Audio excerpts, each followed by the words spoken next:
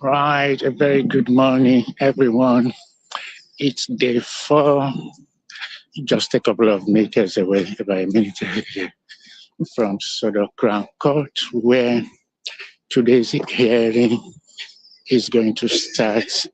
Will have started actually 9:30 London time, so a few minutes away ago will have started. But yesterday, just to give you an update, yesterday couldn't come back as anticipated. Hearing didn't start until 2 p.m.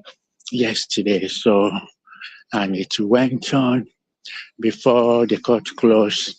The Crown Prosecutor finished her opening remarks and before taking a seat and leaving the floor for the defense barrister to come in. Among the key things she said is that this is our case. She told the jurors it's our case, it's a criminal case.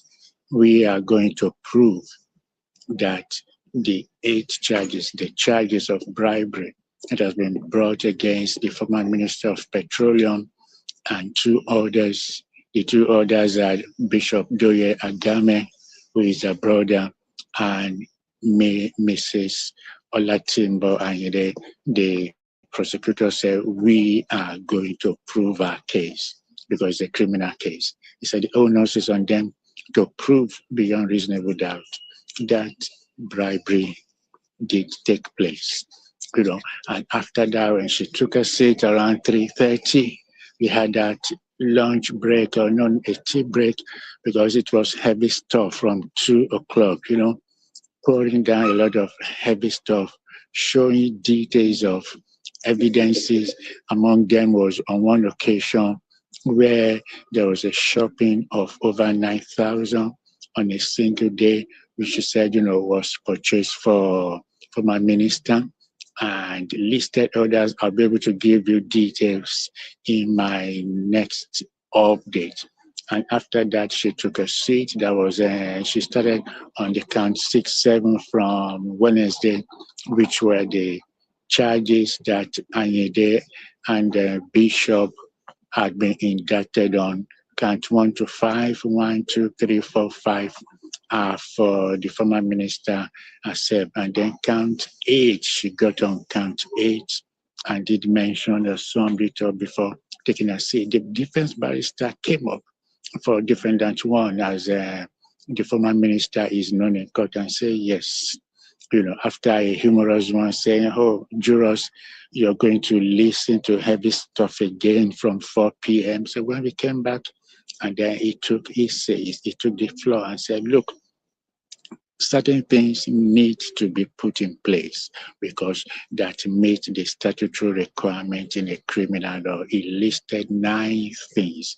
And key thing she said the former minister had been disadvantaged because she has been kept in this country for about 11 years. And so he told the jurors, I want you to take this into consideration, that this is an investigation that started in 2013, that Diezani was disadvantaged and that the NCA, National Crime Agency, they seized her passport. They didn't allow her to travel. She came here for cancer treatment when she was arrested with her mother in 2013. So he told jurors, I want you to take note of that the former minister had been disadvantaged because of that. She's not been allowed to return to her country for over 10 years. And he told the jurors, I said, look, not only has she been disadvantaged, she was not allowed to have access to the evidence, some of the evidence document that could have been used. Those, he said, are not his opening remarks, but he just wanted to drop a few things for the jurors to take note of. He's going to continue this morning, and also the defense barristers for Bishop Agame and Olatimbo, and hopefully they will get their chance, but that is where we are. But he told them that, look, we are going to prove to you that bribery did not take place, that she was not influenced, that among the things he said was that, look, those agreements, those things, yes, they might have been shopping of over 2 million at Arrows, but he said, look, there is no day we have to, they will show them, he's going to show them that the minister was not part of it. Public officials might have arranged that. She didn't know about it, that even the donation to his brother, to her brother, the 1 million donation that was made to the brother's church, I said, look, they're going to show that the minister wasn't part of it. So, and he also told the jurors and said, look, there are things which might be uncomfortable for you guys, which might be normal here in the UK, but he said, in Nigeria's customs, there are things which are normal. I said, so when they get on the way, so he said, these are the things which they will have to bring to the table. So session should be on now. I'm going to rush inside. As you can see, the queue is on.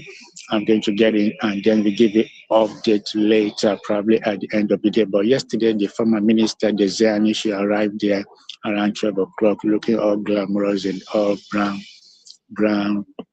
top, brown trouser, a gray sort of boot, and she sat there in the dock taking notes with a co-defendant, Miss and Mrs. Anide. They were both in the dock, and there are a few cheerleaders and supporters or friends of the former minister were in court as well. But it was heavy stuff until 4:30 when the judge dismissed and sent the jurors home and said, "I'll see you tomorrow." 9:30. So tomorrow is here. I'll give you update later. Thank you, folks.